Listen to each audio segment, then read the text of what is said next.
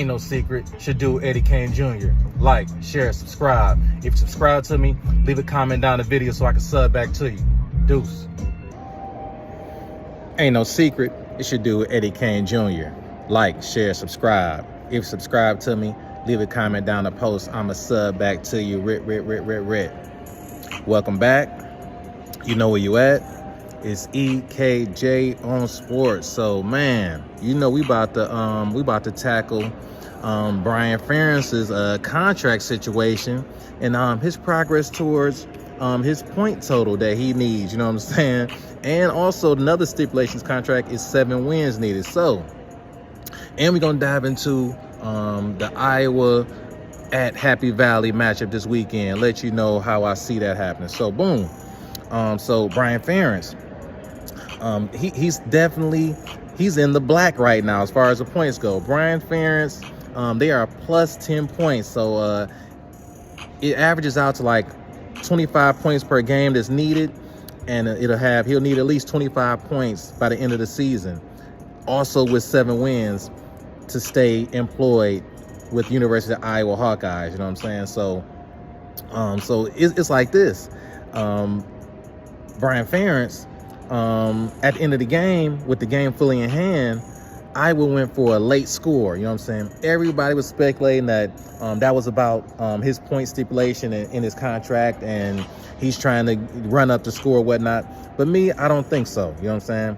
I think that Iowa struggled so much on offense last year that it's just a positive for the team to see the ball in the end zone and to see 41 points next to Iowa. You know what I'm saying? That's a rare occurrence. So I think that Brian Ferentz did it for that. Also for the points, but also it was for overall for the psyche of the team. You know what I'm saying? So, but Iowa, they have gotten 3 wins so far. So they're well on the way to 7 wins, and they still got winnable games left against Michigan State, Purdue, Northwestern, Rutgers, and Nebraska. You know what I'm saying? So boom, Iowa, they finished there with 41 points. The Hawkeyes, they overcame a slow start with a 14-point second quarter, a 17-point third quarter, and then a 10-point final quarter. You know what I'm saying?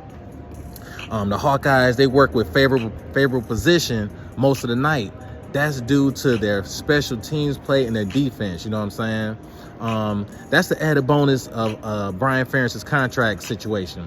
The Iowa defense special teams will give the offense favorable field position throughout a lot of their games. You know what I'm saying?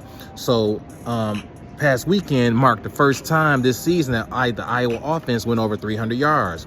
They put up 378 total yards of offense in the win. You know what I'm saying?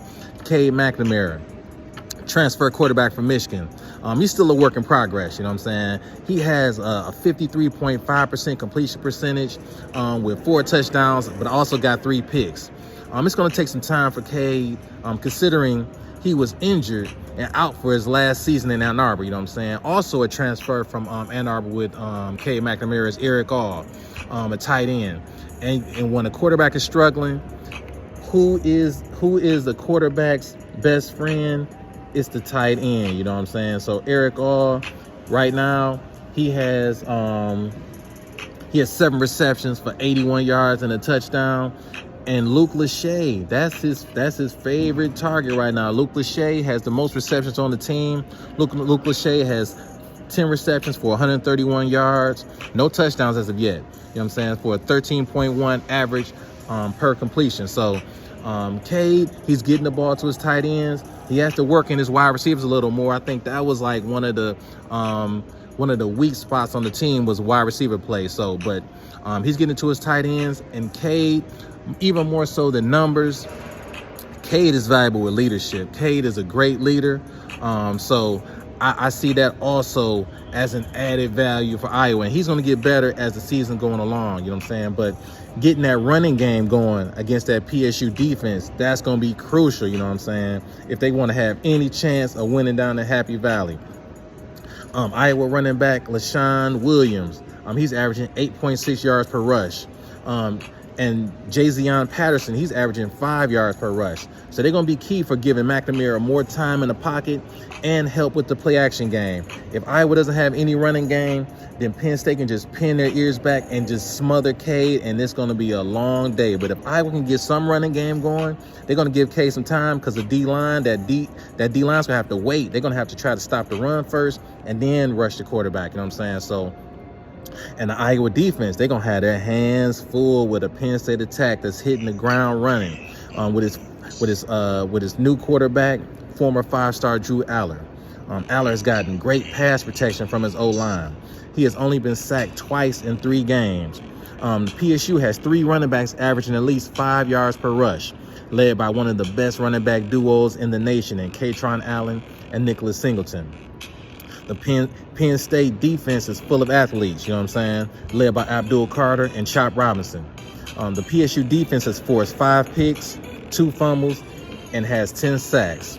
Now, we're going to come to my prediction, Eddie Kane Jr. We're going to let you know what I think is going to happen when Iowa visits Happy Valley this weekend. Me personally, I think the Iowa defense is going to rise to the occasion, and they're going to keep Iowa in the game. I'm predicting Iowa will only be down like 7 to 3 points at the half, but I think that Penn State would just be too much in the second half to overcome.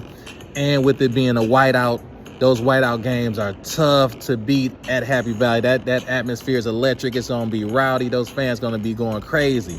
So I think Penn State pulls away in the second half, but I would not be surprised if it's a closer game than the experts think.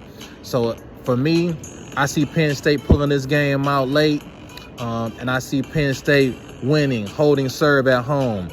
Penn State 31, Iowa 23. That's just how I see it. If you're not a Renegade, hit that sub button. Welcome to the Renegades. Dude.